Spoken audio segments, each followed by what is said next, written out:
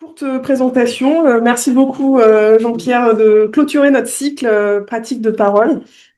Docteur Schuster est médecin-chef de département au département de l'âge avancé à Neuchâtel en Suisse. Et tu vas nous parler, en fait, c'est une conférence plutôt qui va élargir le thème avec un titre fort bien choisi. Euh, Parler au sujet âgé. Avec qui avec qui parle-t-on? Point d'interrogation. Voilà, place à la conférence. Merci beaucoup. Merci vraiment pour votre accueil. Merci Stéphanie, merci Vincent. Je tiens aussi à remercier devant vous les équipes avec qui je travaille, qui continuent à travailler auprès des patients aujourd'hui, ce qui me permet de venir tranquillement venir auprès de vous.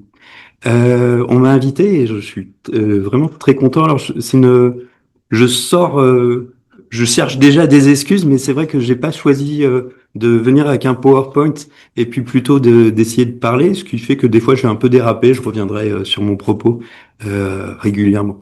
Le cycle de conférence était sur la parole, et puis ce qui m'intéressait aujourd'hui, c'était de questionner la parole des soignants dans l'acte de prendre soin des personnes âgées et finalement de centrer un peu sur comment nous on parlait et qu'est-ce qui se passait quand on parlait avec des personnes dans le cadre d'un soin.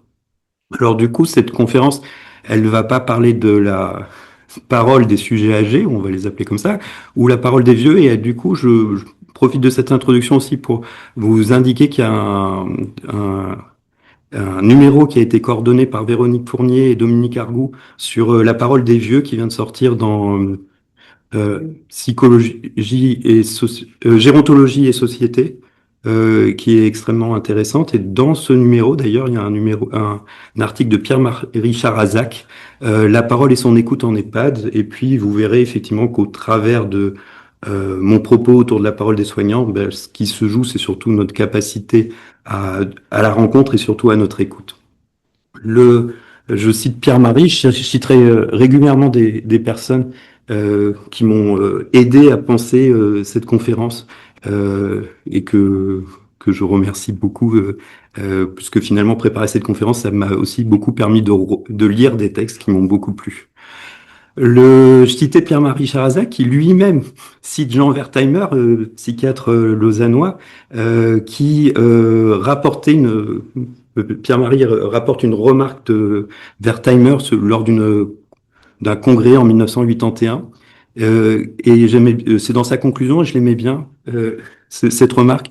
Wertheimer a indiqué que dans certaines institutions, il y avait une corrélation significative entre le manque de contact entre les membres du personnel et le même phénomène entre patients. C'est-à-dire que finalement, quand les soignants ne se parlent plus, ben, il y avait aussi le même phénomène chez les patients. Et du coup, sur cette question de la parole, ça me paraissait intéressant. Donc on va revenir peut-être sur le sujet, c'est-à-dire la parole des soignants dans cet exercice. Et je vous propose un petit exercice. Vous allez voir, c'est un petit exercice absurde, mais essayons quand même de faire une parabole au sens ancien, c'est-à-dire de la comparaison. Et vous allez imaginer comme si vous étiez un skieur en haut des pistes. Vous voyez ces skieurs en haut des pistes dans les compétitions qui visualisent un peu la piste à venir. Je sais pas si vous voyez donc ça nous fait un peu du bien de penser à la montagne et de se rafraîchir comme ça. Et vous allez faire la même chose et vous imaginez, vous, aller rencontrer une personne âgée qui aurait entre 80 et 90 ans, 80 et 90 ans, on s'habitue vite à changer nos modes de trucs. Et puis, bah, peut-être la seule consigne, c'est ça, vous imaginez une personne que vous allez rencontrer dans une consultation, et puis à un horaire précis, dans un lieu précis. Ça, je le prends à une conférence récente sur la thérapie à domicile, quelque chose qui me paraît important. Bah, je sais pas si vous avez essayé ou pas, mais qu'importe. Finalement, l'exercice est assez absurde. Parce qu'en réalité, le skieur, évidemment, il connaît la piste, il l'a vue, il l'a refait, etc. Vous, je vous demande de rencontrer quelqu'un que vous ne connaissez pas. Et pour autant, euh, vous allez potentiellement convoquer une image de cette personne à venir. C'est important parce qu'en fait, toute relation va être prise par l'image qu'on a de soi et de celle qu'on a de l'autre. Et évidemment, on peut avoir une image en avance de quelqu'un qu'on ne connaît pas ou qu'on n'a pas encore rencontré. Ce qui ne veut pas dire que le travail psychique n'existe pas avant la rencontre, mais en tout cas, il ne faudrait pas arriver avec l'idée de qui est la personne sans la connaître ou sans l'avoir rencontrée. Alors cet exercice absurde, en fait, il va reposer sur deux choses. Un, c'est sur la classification d'âge. Euh, et là, je cite Bernard Hennuyer, combattons sans relâche cette catégorisation et ce classement d'âge, facteur de ségrégation sociale et de chosification des individus. Bernard Hennuyer que vous pouvez aussi retrouver dans les vidéos ici. Et puis du coup, je vous dis, hein, je vais citer des personnes qui sont pour moi des alliés, vraiment au sens... alors là, il y a l'image de Bernard Hennuyer qui combat, et puis moi je suis prêt à combattre avec Bernard Hennuyer toujours. Euh, mais il y a l'idée effectivement d'une alliance de réflexion, de communauté qui fait du bien et qui permet de penser aussi ça. Donc voilà. Donc cet exercice, il y avait cette question de la catégorisation d'âge. Alors je ne vais pas la développer. Hein, c'est vraiment les travaux de Bernard et d'autres, mais son article À quel âge est-on vieux est particulièrement excellent comme d'autres. Et puis la deuxième point, c'est la question euh, quel stéréotype, quelle image on a du vieillissement, c'est-à-dire finalement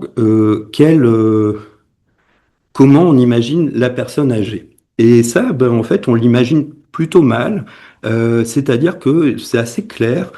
Ça, c'est les travaux de Stéphane Adam, par exemple, le psychologue à Liège, sur la question de l'agisme chez les soignants. En fait, les soignants, on a une vision négative du vieillissement de façon même supérieure à la population générale. C'est-à-dire que quand on est soignant, on imagine que vieillir, ça va être catastrophique, et c'est un exercice que Stéphane Adam faisait à un moment, en tout cas, j'avais trouvé ça assez drôle et assez parlant, ça sidérait les gens, il leur disait, mais à partir de 80 ans, quelle est la prévalence de personnes qui vivent en EHPAD, en EMS? Et là, les chiffres étaient délirants par rapport à la réalité, qui montraient comme ça une sorte de pathologisation, je sais pas quoi, de cette question du vieillissement. Et donc ça, c'est assez clairement retrouvé dans différentes études.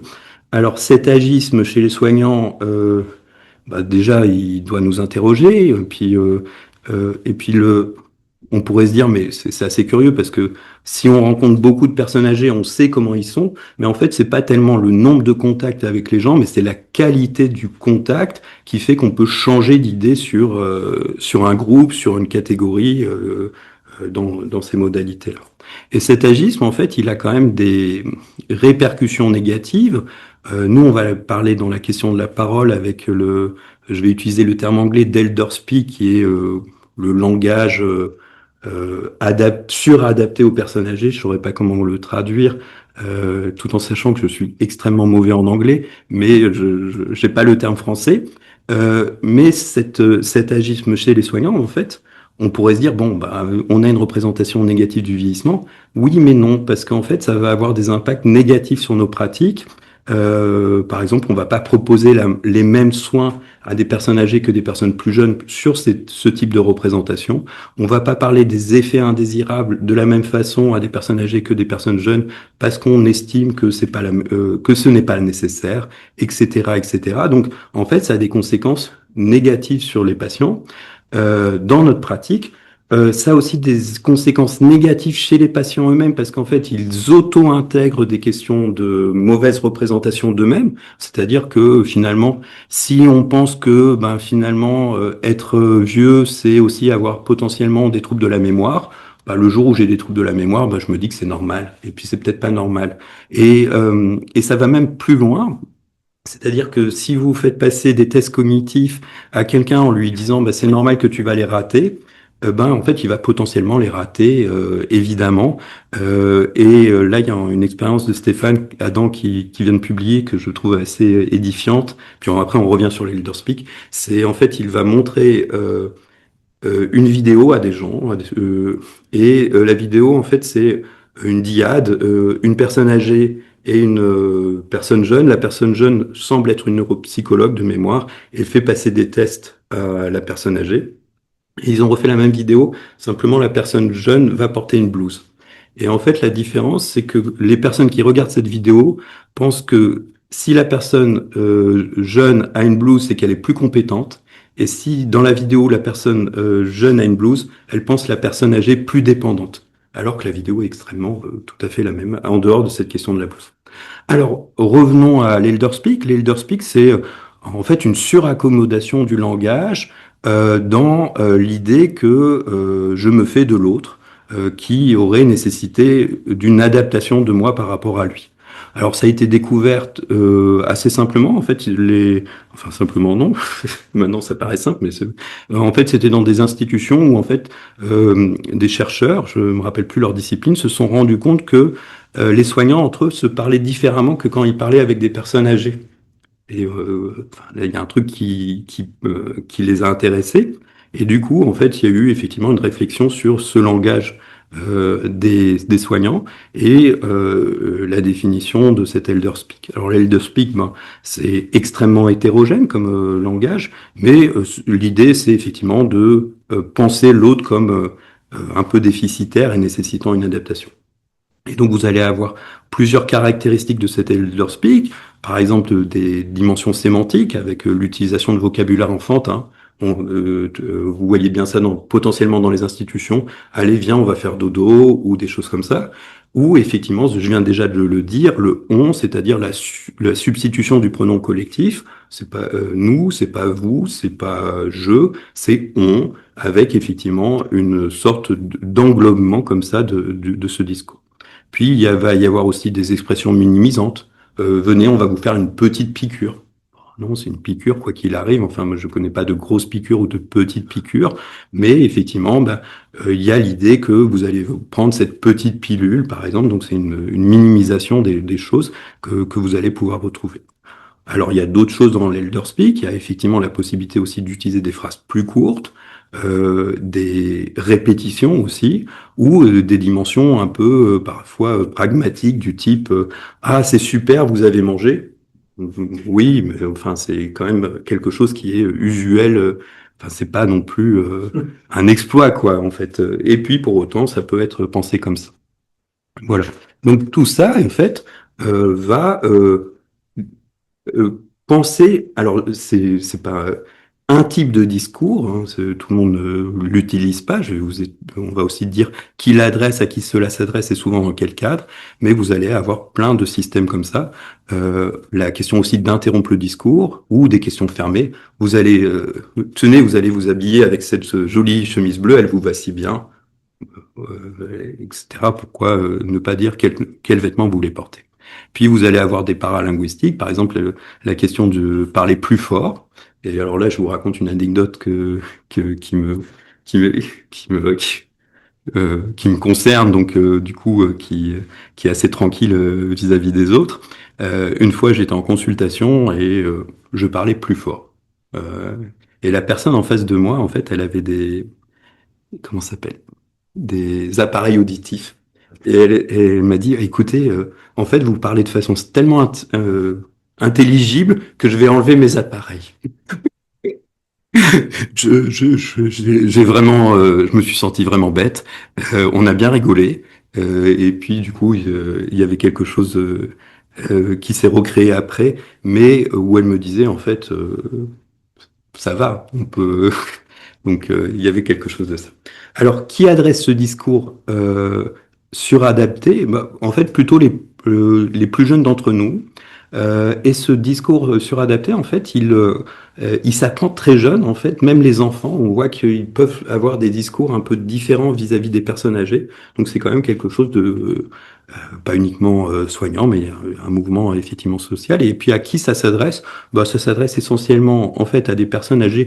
Euh, Jugés comme déficitaires ou ayant des troubles cognitifs, où on va effectivement adresser plus rapidement ce discours. Et puis le cadre, bon, c'est souvent des cadres, plutôt des cadres soignants.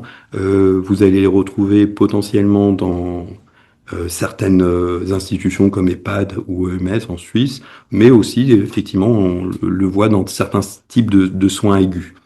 Euh, Là, nous, on parle beaucoup de gérontopsie, mais il faut savoir que les personnes âgées fréquentent beaucoup les services de médecine. Et donc, par exemple, si vous, comment dire, euh, quelqu'un qui va être pris en charge, par exemple, en endocrinologie pour un diabète, on lui va pas lui parler tout à fait pareil pour lui expliquer comment on va devoir prendre le traitement. On va utiliser potentiellement des phrases plus simples, plus courtes, etc. Alors, quelles conséquences ce discours-là? Euh, je vous disais, l'agisme, il a des conséquences sur le soin. Ben, effectivement, ce type de discours, est-ce qu'il a des conséquences positives et négatives? Alors en fait, les choses sont pas aussi radicales que vous dire c'est exactement une catastrophe. Il y a quand même potentiellement des dimensions positives, en particulier les dimensions de communication, hein, pas de parole, on en parlera après, mais pour communiquer quelque chose, l'utilisation de phrases plus courtes, de répétition, et puis la répétition, ça peut être aussi quelque chose d'extrêmement important dans notre pratique de soins, de parole, mais pas forcément de redire la phrase, mais par la répétition des moments auprès des sujets, ben en fait, il y a des dimensions potentiellement qui vont augmenter la compréhension ou le partage d'informations. Pour autant, euh, si vous commencez à avoir une prosodie plus chantante, plus adaptée, en fait, cet effet positif va être complètement annulé. Donc, c'est-à-dire que oui, si vous voulez avoir une communication efficace, vous pouvez probablement adapter votre style de communication, mais en fait, euh, la communication elder-speak est extrêmement hétérogène. Et puis, si vous avez effectivement euh, euh, d'autres dimensions que des modalités de communication pragmatique, on va appeler ça comme ça, je sais pas le terme, tout s'annule en réalité. En fait, ce qu'on découvre beaucoup, c'est que ce type de communication, il a des conséquences négatives et plutôt va augmenter le stress de la personne. Alors, il y a même des études où ils essayent d'avoir des marqueurs biologiques, mais en réalité, il faut penser que c'est un discours d'insécurisation de l'autre, c'est-à-dire la possibilité de mettre l'autre en défaut, et cet autre, du coup, va même intérioriser le fait que il n'est pas capable de comprendre, donc du coup, ça va aussi donner une sorte de boucle rétroactive, c'est-à-dire vous lui parlez dans un langage qu'il n'a pas lu, qu'il n'utilise pas d'habitude, il parle comme normalement, a priori, et puis du coup, il va penser que vous pensez qu'il est incapable de comprendre, et du coup, il est potentiellement en difficulté dans la compréhension, donc il va vous redemander si c'est bien ce qu'il a compris, et donc ça lance une sorte de boucle comme ça, où tout le monde va en fait s'insécuriser de façon mutuelle. Bon, on voit bien que ça fonctionne pas. Et puis l'autre chose, c'est qu'en fait, on voit aussi que ce type de communication va augmenter le refus de soins, voire les oppositions. Et donc, chez les patients démentiels, enfin souffrant de démence, majorer potentiellement ce qu'on appellerait les symptômes psychocomportementaux de la démence.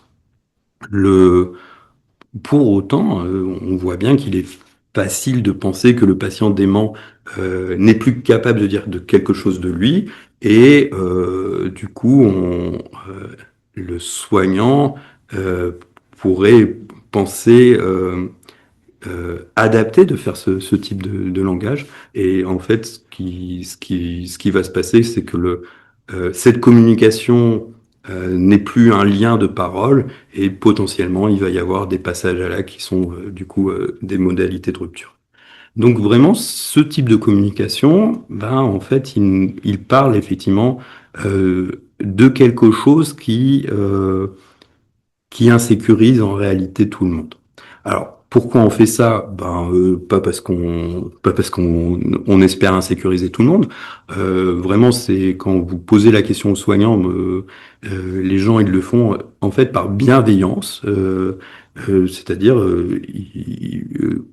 ils sont euh, euh, ils, ils créent comme ça une ambiance, une proximité, quelque chose qu'ils espèrent bienveillant, mais ça fonctionne pas trop. Et puis en fait, c'est quand même un type de communication qui crée un rapport de force puisque sous ce couvert de bienveillance, il y a quand même un accent qui est mis sur la maladie et la dépendance de l'autre, euh, qui n'est pas forcément entendu. Alors, bon, ce type de communication est un type de communication. Hein, il y a plein de types de communication que vous pouvez trouver. Et donc, il y a aussi des gens qui réfléchissent à comment modifier les modalités de communication. Est-ce que c'est des communications centrées sur la personne ou centrées sur la tâche? Et puis là, vous voyez bien l'enjeu, en tout cas, de la formation. Et puis, effectivement, bah, vous avez des modalités de formation, de sensibilisation qui permettent de modifier les modalités de communication. C'est positif. Pour autant, il faut pas que cette modalité de communication empêche l'approche réflexive de qu'est-ce qui fait quand je parle à l'autre. Et ça, et là, je fais un lien avec des travaux d'une équipe du professeur Stiefel et de Céline Bourquin et de leur équipe qui travaillent à Lausanne. C'est de la psychiatrie de liaison avec un gros intérêt sur la psycho-oncologie. Et en fait, ils indiquent, vous voyez bien donc, dans des domaines de soins où certaines communications ou certaines situations sont extrêmement douloureuses, ben en fait que la technique de communication, elle se substitue pas en fait à la nécessité pour tout un chacun des soignants d'être à l'écoute de leurs éprouvés, de la question de leur dynamique relationnelle inconsciente qui traverse les paroles. Et du coup, ils ont créé des supervisions de soignants. Et en fait, c'est extrêmement intéressant parce que ces modalités permettent comment dire, de mettre en avant des éclairages sur ces dynamiques inconscientes qui traversent leurs paroles. Et ils ont aussi un axe que je trouve pour lesquels on pourrait faire des liens et vraiment très intéressant. Alors, je donne les noms aussi parce que comme ça vous permet d'aller les retrouver leurs écrits et de retrouver aussi les articles sur une dynamique particulière qui est la collusion, qui serait une sorte de parole en déroute ou plutôt en fait une parole en boucle, c'est-à-dire qu'il y aurait une zone d'aveuglement partagée entre le soignant et le patient qui vont se retrouver piégés dans une sorte d'évitement mutuel d'une problématique inconsciente partagée non résolue. Dit comme ça, ça paraît compliqué, mais en réalité, ça nous parle bien. C'est-à-dire, effectivement, ben, on voit bien, et ça c'est aussi dans l'article de Charazak, que dans les EHPAD, on parle pas de la mort et de la maladie. Bon, il y a quand même quelque chose qui devrait nous interroger de ça. Donc, effectivement, ben, il y a la modalité que, effectivement, certaines communications ne nous permettent pas vraiment de parler d'une certaine rencontre, de nos éprouvés, de ce qui se passe en nous. Et du coup, vraiment, ces travaux-là nous éclairent aussi sur la place des soignants. Donc, voilà, donc je fais ce petit lien, c'est-à-dire des interventions, oui, mais probablement des interventions réflexives. Euh, Peut-être que j'aurais dû vous le dire un peu avant, mais vous l'avez compris, on peut communiquer sans parole et la parole est potentiellement différente de la communication. Alors je vous propose ça, mais la parole, c'est la mise en œuvre du langage par un sujet et elle engage la présence de l'individu en tant que sujet. Vous allez revoir, on va reparler de comment cette parole nous engage dans la relation et dans le lien. Alors, je vous parle de cette parole Elder Speak comme une technique de parole qui doit nous interroger, mais il y en a d'autres qui doivent nous interroger, et en particulier, et malheureusement parfois quand il n'y a plus de parole, quand le soignant n'est plus capable de parler, ou quand il va réduire sa parole à la plus petite fonction instrumentale, du type lève le bras, etc. Et ça, c'est particulièrement douloureux à observer, c'est particulièrement triste. Alors ça peut parler de plein de choses, mais ça parle surtout du renoncement du soignant à percevoir l'autre comme compétent de communication, du coup, il va désinvestir complètement ce lieu de relation avec, on peut le supposer en tout cas, un épuisement du soignant. Et c'est du coup un cadre extrêmement propice aux situations de maltraitance, vis-à-vis bien sûr de la personne soignée, mais aussi on peut imaginer que ce silence serait aussi révélateur d'une maltraitance institutionnelle dans lequel le soignant serait en grande difficulté. Donc vraiment, quand il n'y a plus de parole du soignant, il y a quand même quelque chose qui doit bien sûr nous alerter ou en tout cas nous euh, être un signal d'une certaine violence ou d'une certaine maltraitance. Puis, puisqu'on parle de maltraitance, il y a aussi une autre modalité de communication ou de parole, c'est quand, vous l'avez vu, quand on coupe la parole de quelqu'un ou quand on parle à la place de quelqu'un, qui est évidemment une modalité de maltraitance très claire, c'est-à-dire le, euh, le fait que il faut quand même on n'est pas là, on peut pas parler à la place de quelqu'un, quoi. Et du coup, il faut vraiment se donner les moyens d'écouter jusqu'au bout, c'est-à-dire d'avoir la capacité d'être quelqu'un à qui parler. C'est expression que je reprends à Jérôme Pellerin de sa dernière conférence. Voilà. Je vous parlais des institutions, je vous parlais aussi de quand on coupe la parole, quand on ne parle plus, qui est vraiment important.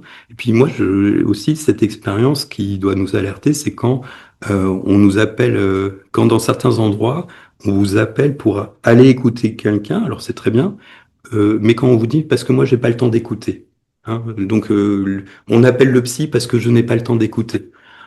Il y a un truc qui va pas, quoi. Enfin, c'est-à-dire très bien. Je suis d'accord d'être utile. Je serais même d'accord d'être inutile. Mais là, il y a quand même quelque chose qui ne joue pas, pour prendre une expression un peu vaudoise. Donc, effectivement, ça doit aussi nous alerter. Pourquoi pourquoi les soignants n'ont plus le temps d'écouter. Euh, Ce temps d'écoute, être quelqu'un à qui parler, ça ne se choisit pas tout seul. C'est-à-dire que vous pouvez effectivement penser vos capacités à entendre, mais c'est aussi dans un environnement, dans une institution, dans une société, donc que vous êtes placé. Alors, euh, comment être quelqu'un à qui parler? Pas, ça se construit pas comme ça, mais il y a quand même des éléments qui doivent nous inviter à ça. C'est la question de la disponibilité. Donc ça, ce que je vous disais, ça se construit pas tout seul. Et puis d'ailleurs, c'est assez étonnant. Par exemple, des fois, certains vont construire des plannings où vous avez des moments de consultation, des moments de pause, des moments de supervision, etc. Mais la disponibilité, elle se décrète pas tout à fait comme ça.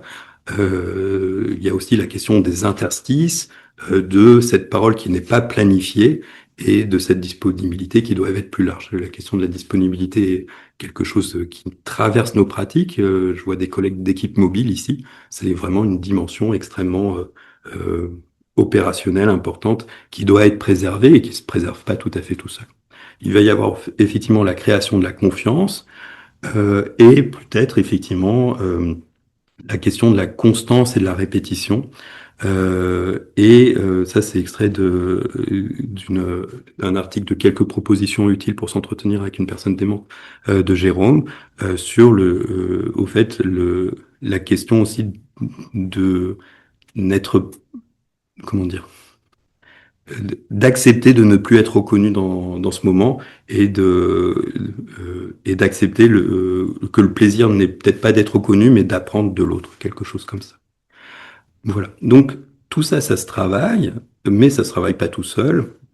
Et puis, il y a aussi des petites choses qui doivent être aussi prises en compte, c'est-à-dire que quand vous rencontrez quelqu'un et que vous souhaitez effectivement qu'il se passe quelque chose de l'ordre de l'inattendu, de la relation, en fait, vous devriez être vous ne pouvez pas être celui qui sait ou celui qui est supposé savoir ce que la personne sait en face de vous.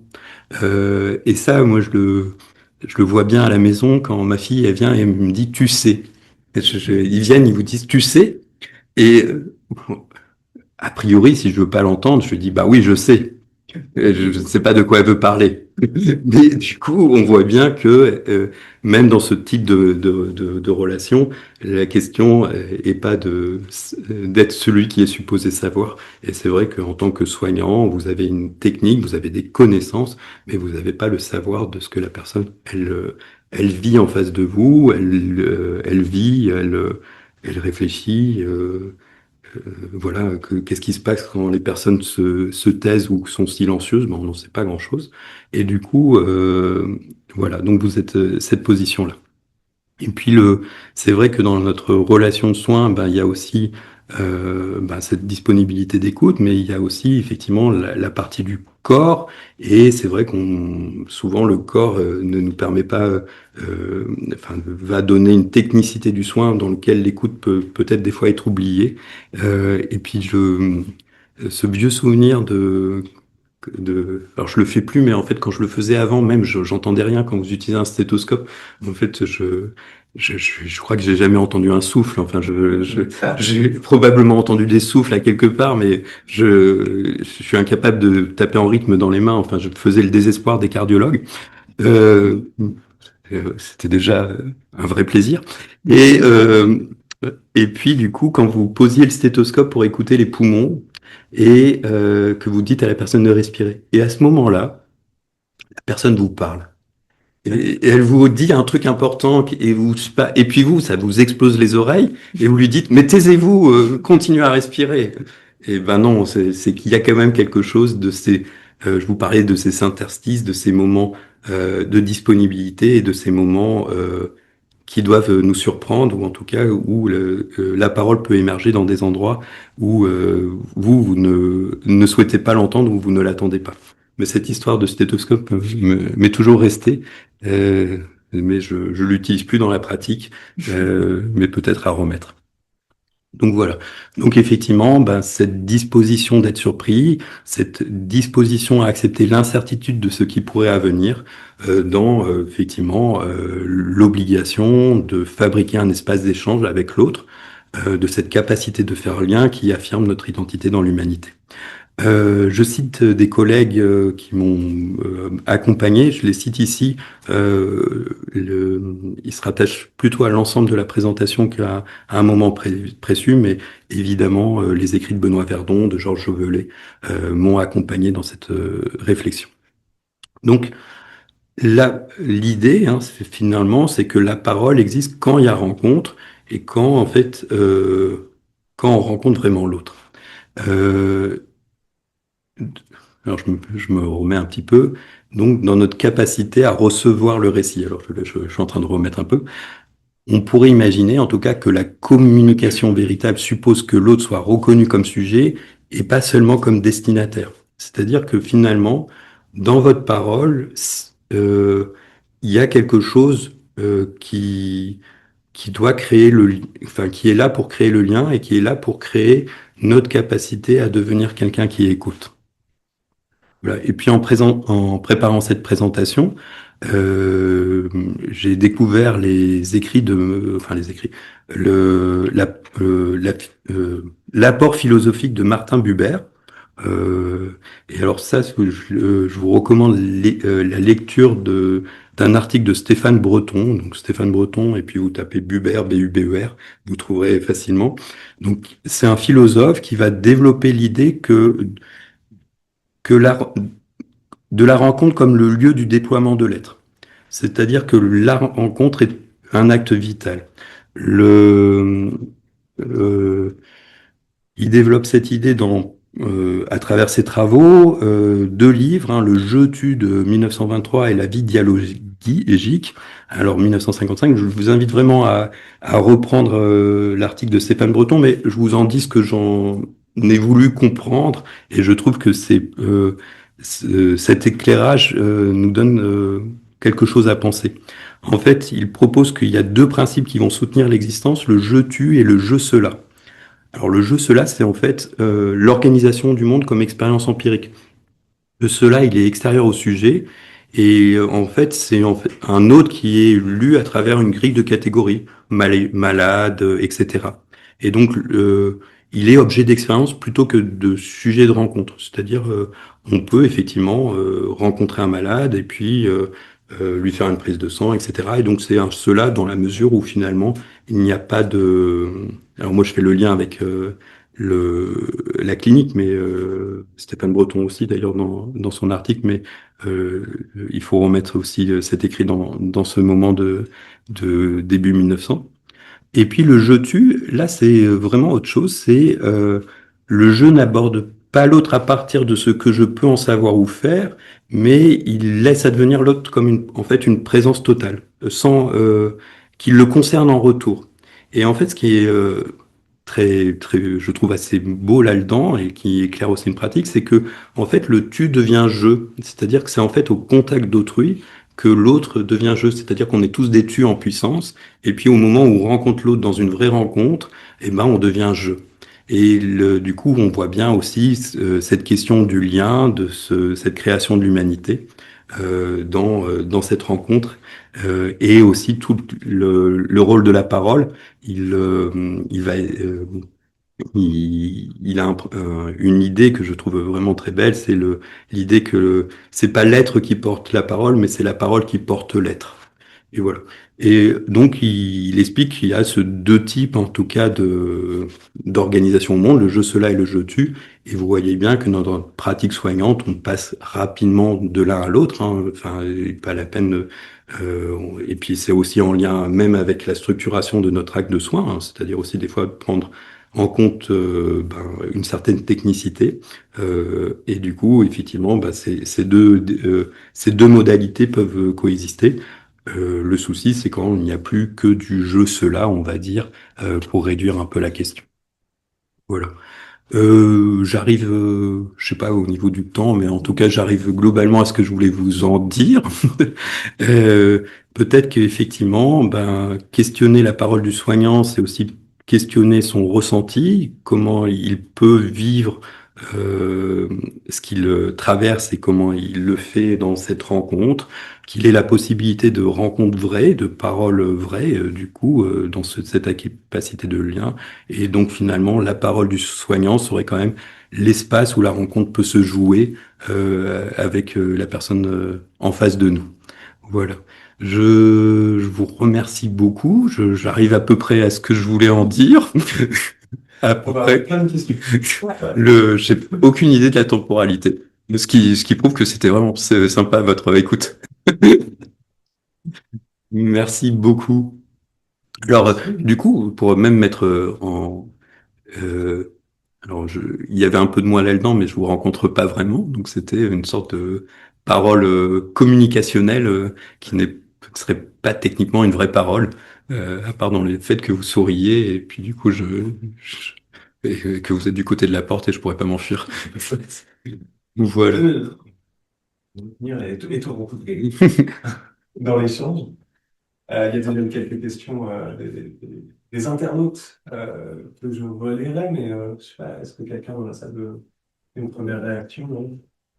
Moi, ça m'évoque quelque chose. Alors, évidemment, on comprend bien ce postulat de ne pas avoir d'a priori et de ne pas considérer la personne âgée comme une personne déficiente et d'arriver d'emblée comme ça.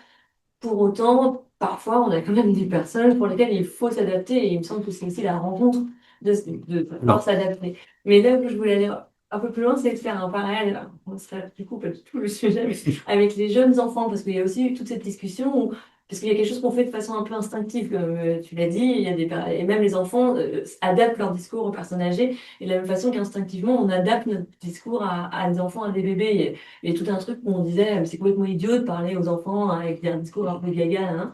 Et, la neuroscience a montré que finalement, cette façon d'adapter le langage au bébé permettait un neurodéveloppement du bébé beaucoup plus important que si on ne s'adaptait pas. Ma question est claire, du coup, pour des personnes qui ont réellement des atteintes, pour le coup, pas développementales, mais neurodégénérative, est-ce qu'il n'y aurait pas non plus une vertu un peu de reconnaissance, Oui, compris. voilà, cognitive en adaptant? Oui, alors oui. Alors pour ce qui est des enfants, et je vais vraiment botter en touche, j'y connais rien du tout. Et puis probablement que ce que tu racontes est extrêmement documenté, vrai, etc. Et j'en ai pas la connaissance. Par contre, ce que je dis, évidemment qu'on va. En fait, il y a deux choses.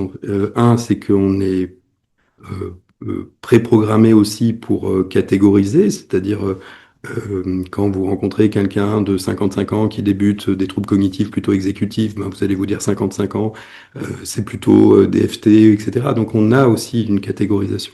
Non, moi, le propos que je tiens, il est évidemment qu'on va s'adapter, mais à la demande de l'autre. C'est-à-dire que euh, je vais rencontrer la personne qui va qui va me faire un retour en me disant, écoutez, je comprends pas du tout ce que vous dites. Est-ce que vous pouvez parler plus fort? Est-ce que vous pouvez répéter? Voilà. Ça, après, vous pouvez aussi dire, est-ce que ce que je vous ai dit, ça vous convient? Est-ce qu'on s'est bien compris, etc. Il a le droit. Il faut partir de l'idée qu'il a le droit de dire oui ou non, enfin, de ce qu'il en dit. Donc voilà. Donc c'est effectivement arriver dans l'idée que la communication va s'auto-adapter. euh, et lui aussi va s'adapter à vous, hein, a priori. Mais on le voit, enfin, même on parle pas pareil à son médecin qu'on parle à quelqu'un d'autre. Et donc voilà. Donc moi, ce que j'invite, c'est pas du tout de dire continue à parler je vais continuer à parler dans ma barbe et puis qu'importe finalement si la personne en face me dit bah je comprends absolument rien de ce que vous me dites justement on reprend quelque chose, voilà. Et puis pour les enfants je continue à leur parler comme s'ils étaient des enfants. je voilà, monsieur. Est-ce que il y a eu des études comme ça sur la remédiation cognitive, de voir Je l'ai pas vu, mais je pas à bien ma conna- recoller, pas à ma connaissance, mais ça veut pas dire que ça n'existe pas. Il y a eu pas mal d'études sur comment communiquer avec des personnes atteintes de maladies neurodégénératives, mais de manière très générale, et pas forcément d'études d'impact en fait sur leur fonction cognitive, mais d'études d'efficacité de la communication. Euh, ça m'a évoqué ça. C'est-à-dire des formations en EHPAD où, tu vois, où tu donnes des recommandations, de pas poser des questions trop ouvertes, etc., etc. Mais où en fait, tu te retrouves à jongler parce que tu es un peu sur le fil entre l'elder speak et justement quelque chose qui soit efficace pour la personne en face. Alors, c'est des communications centrées tâches ou centrées personnes. Et puis, vous voyez bien, alors c'est toujours très drôle d'assister à une formation sur les SCPD où on vous dit il faut faire des prises en charge non pharmacologiques. Il y a 2 diapositives et ensuite on parle de la prise en charge pharmacologique pendant à peu près 20-30 diapositives. Mais dans ces techniques, il y a aussi des techniques dites de communication où on va vous dire, ben, et alors ça paraît fou, hein, mais c'est quand même ce qui s'écrit, c'est parler à la personne en gardant le contact visuel, en se mettant en face, en ne lui tendant pas le dos. Aussi, un truc, j'aurais dû peut-être y penser, c'est quand les soignants parlent entre eux sans inclure la personne. Ça, c'est aussi, on fait le lit et puis il y a la personne dedans, mais etc. Voilà, donc tout ça, ben, effectivement, c'est ça. Mais évidemment qu'il y a une nécessité d'adaptation dans la mesure où il y a un projet de communication, puisqu'en fait, finalement, sinon, autant parler tout seul, quoi. Oui, merci Jean-Pierre. J'ai trouvé ça vachement intéressant. Ça m'a permis de faire des liens entre ce que j'ai souvent pensé et puis quelque chose que je n'avais jamais pensé jusqu'à ce matin. Sur ce que j'ai souvent pensé, moi j'ai souvent, comment dire, travaillé avec les soignants en leur disant d'éviter aussi bien le rejet que la surprotection. Mhm. Et qu'il s'agissait d'être un peu dans cet entre-deux. Mais je trouve que tu amènes quelque chose en plus qui est effectivement de penser d'une certaine façon la relation au moment où on y est. Et en allant encore un peu plus loin, je me disais que sans doute est-ce qu'il faudrait penser aussi quelque chose de la façon avec laquelle finalement on se sépare des patients une fois que cette communication d'une certaine manière est terminée. Parce qu'il y a là aussi quelque chose évidemment qui est susceptible on pourrait presque dire de passage à l'acte ou d'impulsion. Et je me disais comme ça en t'écoutant que finalement, avec ce je tue de Hubert, non, comment il Buber, s'appelle? Buber. Ouais, je me disais qu'au fond, effectivement, finalement, il y a un truc qui est passionnant dans la relation avec les vieux, c'est que il nous amène à penser quelque chose de la relation transférentielle, et notamment, probablement, est-ce qu'il nous amène à, comment dire, à penser quelque chose d'un climat où il y a toujours le risque de l'amour démesuré, si je puis dire, et le risque de l'envie aussi. Et pour autant, ben, cette envie, enfin, je veux dire, oui, on peut faire envie quand on est jeune à une personne âgée parce qu'on a toutes nos dispositions, enfin, etc. Mais bon, au-delà de ça, évidemment, chaque vieillard sait bien qu'il ne va pas retourner d'une certaine façon à une position de jeunesse, autrement que imaginairement. Et de la même façon, je pense que euh, à la fois les personnes âgées dans les institutions notamment ont des demandes d'amour. Et je pense que en même temps, dans les scénarios qu'elles se construisent, il y a quelque chose qui est qui interdit d'une certaine façon de penser la séduction, comme par exemple, je sais pas, deux adultes pourraient le penser dans une rencontre. Bon, je pense qu'il y a beaucoup, chacun a cette expérience-là, évidemment, de la psychiatrie aussi des adultes, et on voit beaucoup finalement, enfin, très souvent des patients, des jeunes patients, des jeunes patientes dire oh là là, bon, enfin bref, j'ai rêvé de vous, ou enfin, tout ce qu'on bon, peu importe. Donc, autrement dit, il y a quelque chose qui est peut-être un peu interdit, si je puis dire. Et au fond, ce que ça me conduisait à penser, c'est que finalement, disons que peut-être c'est intéressant dans la relation avec une personne âgée, à la fois d'être humble, je dirais, dans ses ambitions, d'être soucieux de ce qu'un jour il va falloir se quitter aussi. Et puis, peut-être enfin d'être, d'une certaine manière, de ne pas forcer sur des usages justement qui seraient de séduction, si je puis dire, ou au contraire de, comme tu l'as très très bien développé, des analogues de la maltraitance, enfin toutes sortes de trucs un peu d'hostilité, quoi. Mais bref, j'ai l'impression qu'effectivement c'est un plaidoyer pour la relation la plus neutre qui soit, et ça va un peu contre l'expérience qu'on a, parce que au fond c'est vrai, toutes les histoires d'humanitude ou d'humanité ou de bienveillance ou de trucs comme ça plaide pour un truc qui est un peu pâteux d'une certaine façon. Et là, au fond, la bienveillance, d'une certaine manière, trop de bienveillance plutôt, je sais pas, on peut peut-être le dire ici, puisqu'on n'est pas filmé, Alors, je suis le contre-champ. c'est dangereux. En fait.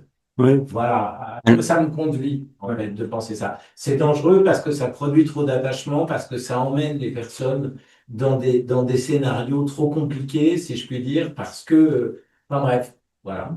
Ouais, bah alors on aurait dû tourner la caméra, Non, mais donc je le fais comme ça.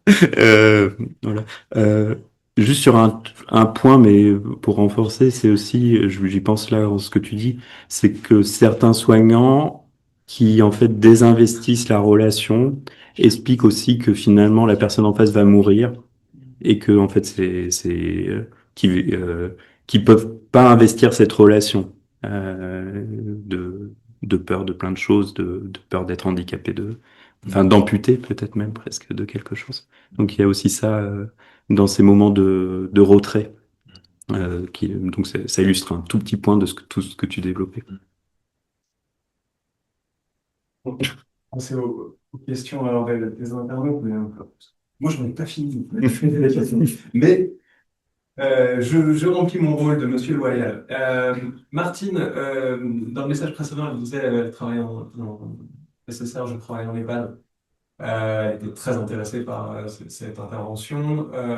Le centre hospitalier où elle travaille est en crise grave, avec de graves dysfonctionnements de communication. Et tout mon propos l'a interpellé sur la corrélation avec le manque de communication des âgés à l'EHPAD. Et elle demande comment améliorer les liens de communication. Alors, À toi. Je suis obligé d'avouer. Bah merci beaucoup. Oui, alors c'était drôle parce que dans ce papier de Pierre-Marie, il cite Jean Wertheimer et il fait ce lien entre quand les soignants se parlent plus, les personnes, les patients ne se parlent plus. Alors je sais pas exactement de quelle institution, de quel cadre il parlait, donc mais c'est assez chouette comme idée parce que on voit bien à quel point on l'accélération dans lequel on vit, la demande de performance fait euh, que l'idée que les parents, les soignants se parlent ensemble, des fois questionne beaucoup certaines directions, certaines réflexions. Je suis bien triste de savoir que Martine travaille dans une institution en crise qui est le lot de beaucoup d'institutions, avec probablement aussi des communications un peu folles.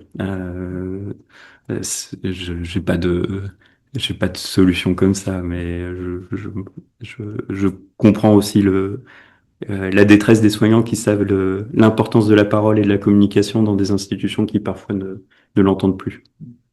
Mais j'ai pas de solution.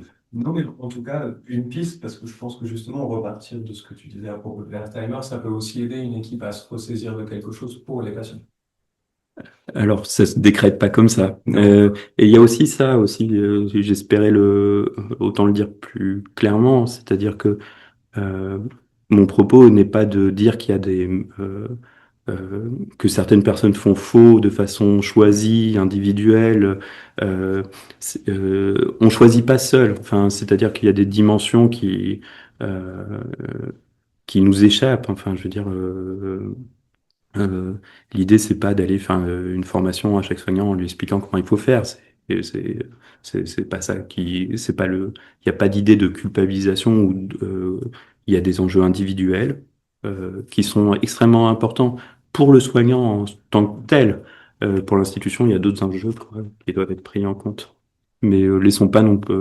En tout cas, vous parliez de défaut de communication, mais si vous voyez un collègue qui arrête de parler, euh, aller vers lui, quoi. Vraiment. Mais c'est vrai. C'est les formations sentinelles.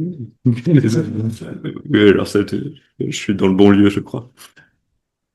Hum, Attends. Noémie, je crois, pose des questions, mais qui sont assez larges et je suis pas sûr, malheureusement, qu'on puisse y répondre. Elle demande comment distinguer la démence de la dépression chez la personne âgée et de manière générale les symptômes d'une problématique de santé mentale. Et la distinguer du vieillissement normal. Euh, et demande si tu as des références. Peut-être la renvoyer sur la chaîne YouTube.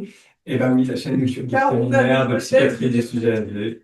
Il y Ouais. a eu pas mal d'interventions qui traitent du sujet et qui donnent des références aussi. On demande d'ailleurs si ils pourront avoir les références que tu as citées. Donc Euh, peut-être on travaillera ça par mail et puis je le mettrai. Ah, si tu peux les rajouter à la fin en lien, oui, oui, oui. Et puis j'en rajoute une parce qu'elle me fait plaisir. Alors le titre est, puisqu'on parlait du jeu tu, un bel article aussi de Jérôme sur le jeu et réalité dit le dément que je cite ici. Et je vous donnerai toutes les références. Ouais, en Li- général, je les mets en description de la Ouais. vidéo YouTube. Ça me Donc plaît bien n'hésitez pas. cette idée. Euh, L'idée de citer toutes ces personnes à travers, c'est aussi faire communauté. Et puis c'était vraiment très sympa de relire ou de lire d'ailleurs, parce que c'est vrai aussi quand je débutais ma formation, j'allais à des séminaires et puis on me disait, on vous invite à relire tel livre. Puis moi, je savais même pas que ce livre existait, quoi. Et puis j'étais là, ok, bon, bah alors je vais ouais. Et 10 ans après, on peut en reparler. Moi, je hoche la tête alors que je l'ai toujours pas lu. C'est une autre question. Ouais. Alors oui, j'en ai déjà entendu parler. Donc ces références, voilà, on les mettra dans la description. Et si vous êtes sur la mailing list et si vous n'êtes pas inscrit, je vous encourage à le faire. Et là aussi, vous trouverez le lien pour vous inscrire dans la description d'une vidéo YouTube de la chaîne. Martine, qui te remercie et qui dit que ça lui parle beaucoup, qu'elle fait très attention dans ses entretiens, pas seulement à la parole, mais à son comportement non verbal, les postures, même les vêtements qu'elle choisit en lien avec son travail, où elle travaille en civil. Elle parle aussi de son ressenti lors des rencontres, j'imagine, avec les autres soignants. Et elle entend la question qu'on a posée autour des bébés. Alors, Alice Dolto, qu'on n'avait pas dans les refs. Moi, non, là, je les ai pas. Euh, et ça l'a beaucoup aidé dans le travail avec les personnes. Voilà. Euh, Moi, j'avais une question, j'en profite. Dans le jeu tu, jeu cela, il y a aussi un jeu avec la position d'objet et la position de sujet. On peut. Alors ça, je pourrais pas le développer. Enfin, c'est vraiment un texte que je découvert et que Ouais. je maîtrise pas encore pour réalité. Euh, mais l'article de Stéphane Breton, je le recite et je le mettrai en référence. Euh, donne un éclairage et un lien avec ce philosophe. Parce que tu as cette question d'une pensée contenue par un être. Donc, après, je reviens à ça. C'est, tu as en face de toi une personne qui a une pensée, tu peux avoir du mal à y accéder, mais il y en a une. Parce Oui, que ton vision, il y a ça. et puis la réciprocité, non, le manque de réciprocité n'empêche pas la relation. Ouais, c'est ça. Enfin, il y aurait un truc comme ça. Mais j'aimais bien l'idée qu'on devenait dans la rencontre. Enfin, je trouvais ça euh, assez, euh, assez chouette en réalité de dire que on devenait jeu que dans la mesure où en fait on était dans une relation vraie, euh, où la parole jouait un rôle de dialogue, enfin de possibilité de ce lien. Mm. Le, et puis du coup, même on pourrait imaginer que les soignants qui n'arrivent plus à parler, ben eux-mêmes n'y arrivent, enfin ils y arrivent plus quoi. Euh,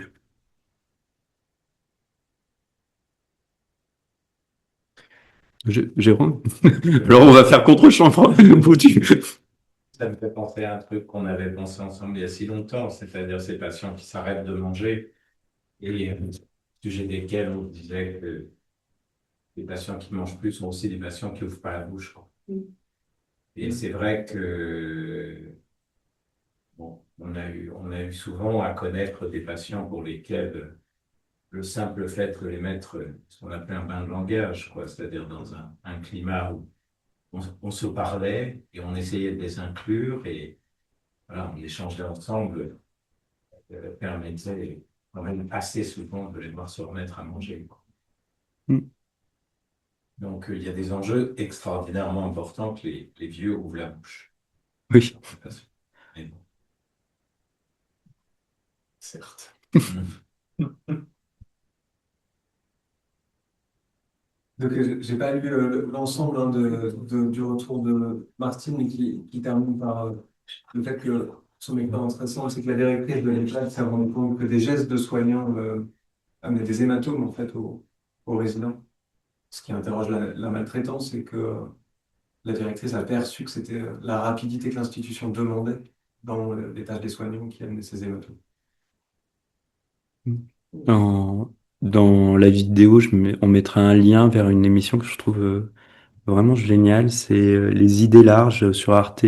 Et c'est Hartmut Rosa qui a interrogé sur la question de l'accélération et de la résonance, euh, qui est donc un philosophe allemand. Et je mettrai le lien comme une source extrêmement importante dans nos réflexions actuelles sur euh, le titre est exact de son et je trouve super, c'est Que perdons-nous à gagner du temps?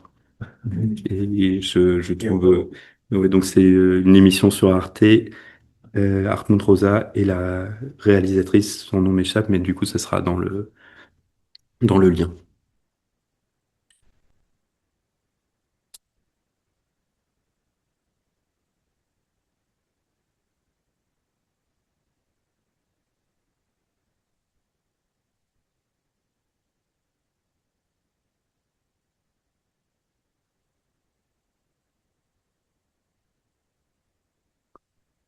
Bon, ça.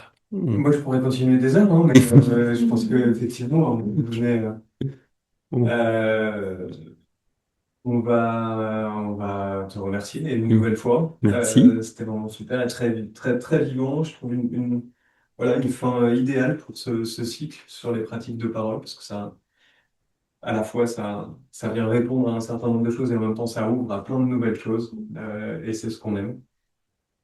Et puis voilà, l'idée, c'est, au départ, c'était un petit groupe de partage d'une clinique dans laquelle on pouvait se sentir isolé.